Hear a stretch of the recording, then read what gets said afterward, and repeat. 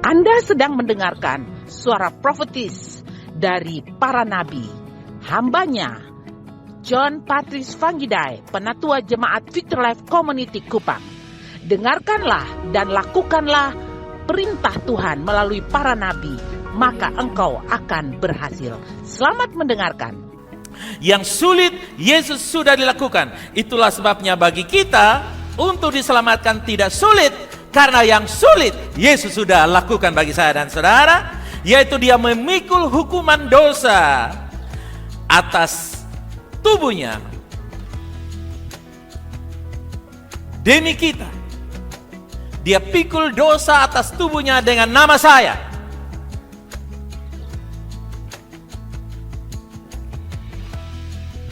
Dan sudah terpaku di atas kayu salib.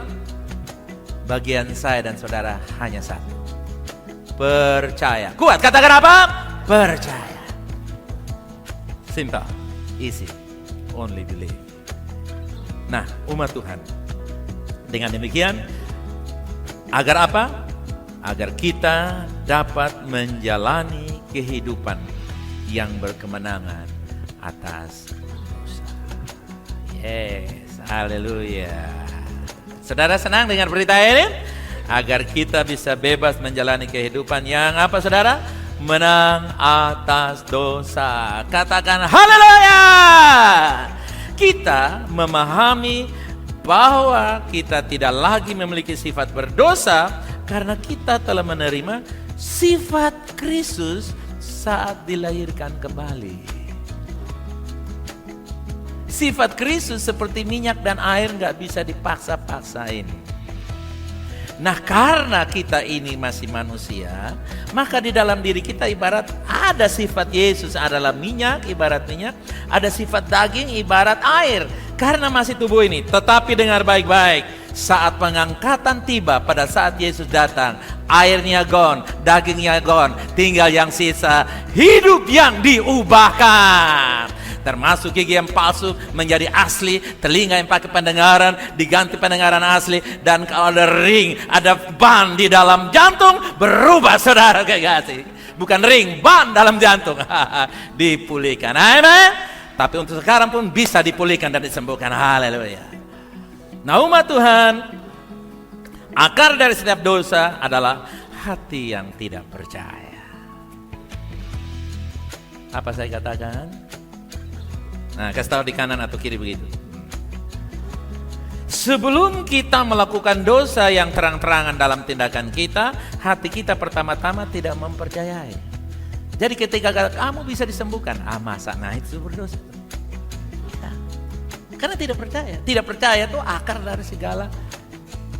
Tidak percaya bahwa dia bisa ditolong Tuhan di masa depan, maka dia cinta akan uang. Karena dia pikir dengan uang nanti dia akan tertolong di masa depan. Padahal tidak selamanya begitu. Dan tidak begitu. Tetapi bahkan ketika kita jatuh dalam dosa, atau kita merasakan kecenderungan berbuat dosa, ketahuilah bahwa kita hanya mengalami manifestasi daging. Haleluya. Karena ada air yang bercampur dengan minyak, sehingga ada goyangan, rasa-rasa. Tapi Anda bukan makhluk rasa. You are the spiritual being. Kamu adalah makhluk rohani. Amen. Ciptaan baru tuh makhluk rohani. Sementara fakta bahwa kita merasakan sensasi daging, tapi kebenarannya bahwa sifat berdosa kita sekarang sudah hilang. Karena dalam Kristus kita ciptaannya apa? Yang baru. Yang lama sudah berlalu. Dalam roh kita adalah ciptaan baru. Hanya saja dalam tubuh duniawi kita masih memiliki daging, sisa sifat dari sifat berdosa yang bermanifestasi sebagai kecenderungan untuk berbuat. Dia cenderung, dia mendorong, tapi saudara juga mau didorong. Ya, dua mengalahkan. Dia dorong, saudara juga terdorong atau mendorong. Kita ini punya kecenderungan semua. Siapa di sini yang main air tidak basah? Kamu, siapa di sini yang main api tidak basah? Tapi kan kalau cenderung mau terdorong ke dalam api, saudara bilang, tolong dorong supaya genap pembasah atau perapiannya, pembakarannya, kan tidak begitu. Tunggu dulu. Nah, demikian kecenderungan itu bisa dikalahkan karena dalam dirimu ada anugerah yang namanya Yesus Kristus. Amin. Jadi jangan bilang, kelemahan ini, oh ini. Kelemahanmu boleh seabrek-abrek, tapi ketika engkau izinkan anugerah akan membuat engkau mampu melakukannya. Karena anugerah itu adalah pribadi yang merupakan guru untuk mendidik kita. Tidak semua guru mendidik. Bisa saja dia kasih pembelajaran. Kenapa? Karena banyak orang berkata murid taat, dia sendiri tidak taat. Lu taat, tapi pemimpinnya bilang taat. Maaf, saya pun kaki gatal, saya pun kaki rusak, saya pun otot rusak. Sedangkan anak murid tidak boleh ada alasan. Jadi banyak orang jadi mengajar, tapi dia bukan pendidik. Pendidik, dia tidak berkata, tapi dia melakukan. Action louder than voice. Tindakan lebih hebat dari perkataan. Amin. Itulah sebabnya, saudara yang kasih, kita mesti tahu bahwa sifat-sifat itu ada, kecenderungan. Siapapun, saya punya kecenderungan merokok, saya punya kecenderungan minuman keras, saya punya kecenderungan judi, saya punya kecenderungan berzina, saya punya kecenderungan bohong. Siapapun dia manusia, dia punya semuanya itu, kawan. Karena ini masih, coba pegang ini masih hidup toh. Nah, tetapi mesti tekanan. Tetapi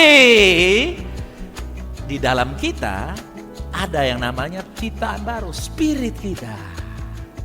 Yang kalau dikasih makan firman, pikiran, perasaan, dan kehendak jiwa mempengaruhi roh kita bersatu dengan jiwa yang kuat, tubuh akan dengan sorry. Dulu memang saya perokok, dulu memang saya pemarah, sekarang peramah. Dulu tangan saya panjang, sekarang panjang tangan saya. Dulu saya suka seorang tangan nyolong, tapi sekarang dicolong. Begitu pengangkatan terjadi nanti. Saat Yesus datang, pengangkatan itu terjadi dalam sekejap, dalam waktu yang 999,9 hampir sama. Maka terjadilah revolusi perubahan. Saudara akan lihat papa, mama, opa, nenek, Teo yang terbaring kubur di samping rumah. Tahu-tahu mereka bilang, "Salam, upu dong Semuanya mengalami perubahan. Mereka yang akan bangkit duluan, baru kita menyusul. Haleluya, ini kabar yang luar biasa. 1 Korintus 6 ayat 19. Atau tidak tahukah kamu bahwa tubuhmu adalah bait Roh Allah? Perhatikan, tulisan biru.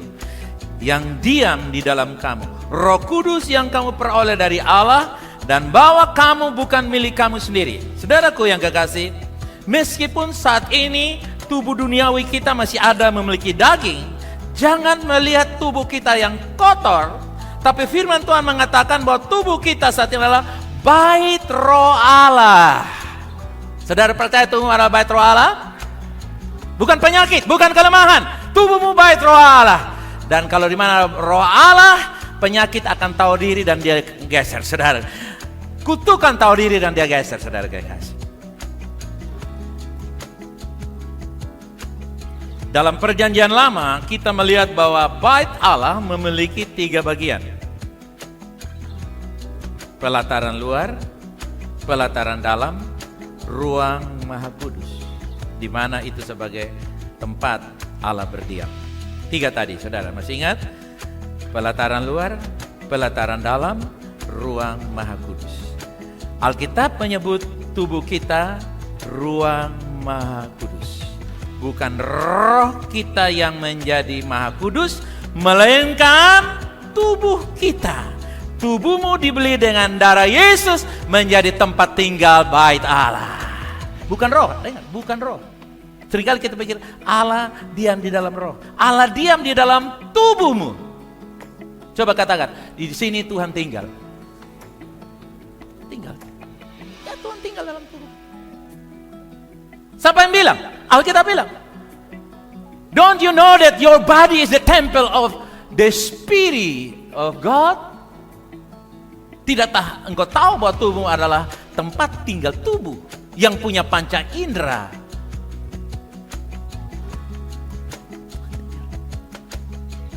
selama ini orang kan berpikir, oh Tuhan tidak tinggal di dalam tubuh, Tuhan tinggal di dalam hati, roh. No, tubuhmu. Tubuh dari ujung rambut sampai telapak kaki Tuhan tinggal, saudara. Amin. Dan secara bersama-sama gereja Tuhan kita berkumpul di sini, ada tubuh Tuhan yang luar biasa.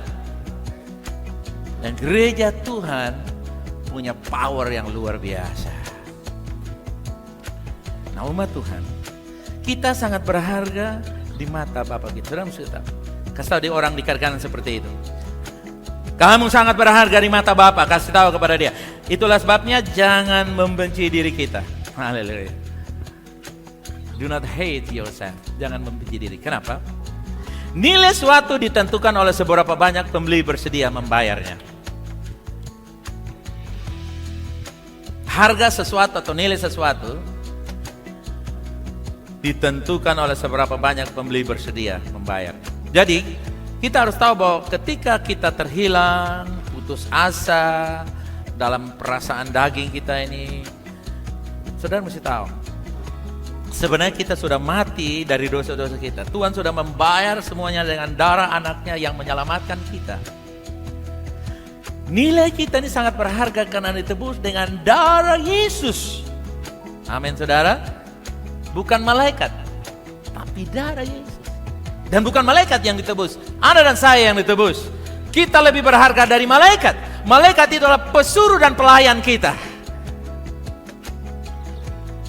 Bahkan kita dalam keadaan yang tampak mungkin dalam galau, dalam rasa suram, atau kita sedang menghadapi kemunduran rohani, tekanan dalam jiwa kita, jangan menjadikan itu sebagai alasan untuk percaya bahwa depresi dan tekanan itu yang membuat kamu rasa semua tekanan, depresi, rasa bersalah, rasa kegagalan itu tidak boleh dipakai untuk mengatakan engkau tidak berarti.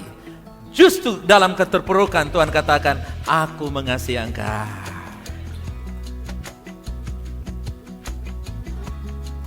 Siapa di sini yang sudah bersih baru mandi?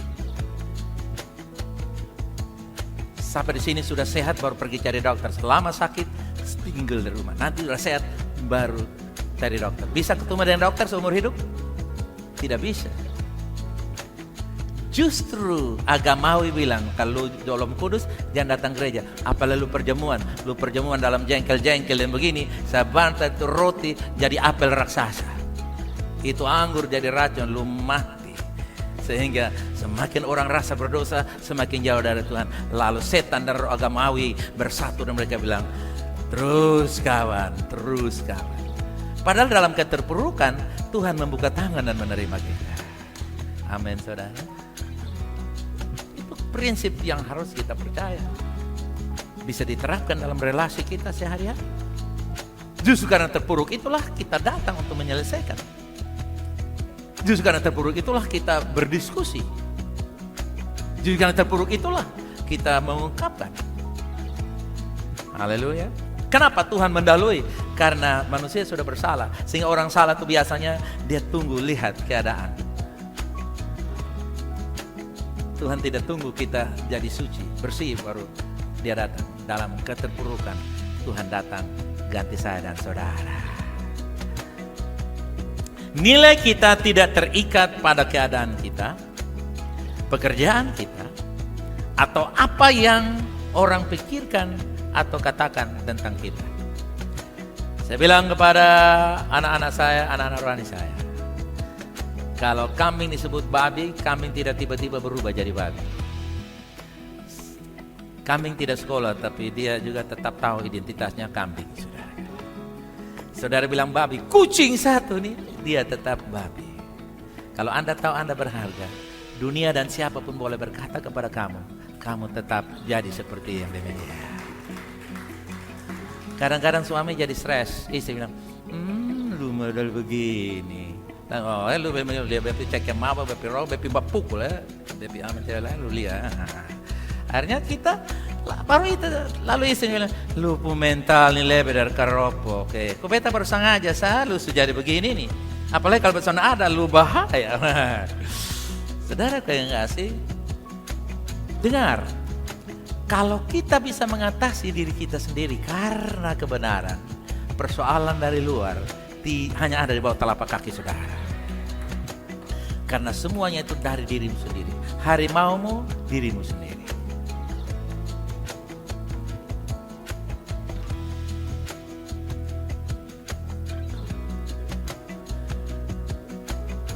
Jadi jangan termakan dengan orang.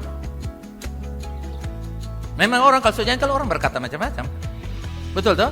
Saudara juga kalau sudah jengkel kan ngomong macam-macam juga toh? Betul toh sana? Sonda ya? Betul toh? Itu orang ada di sini. Dia pakai baju apa? Merah, ada hitam-hitam sedikit. Ya saya.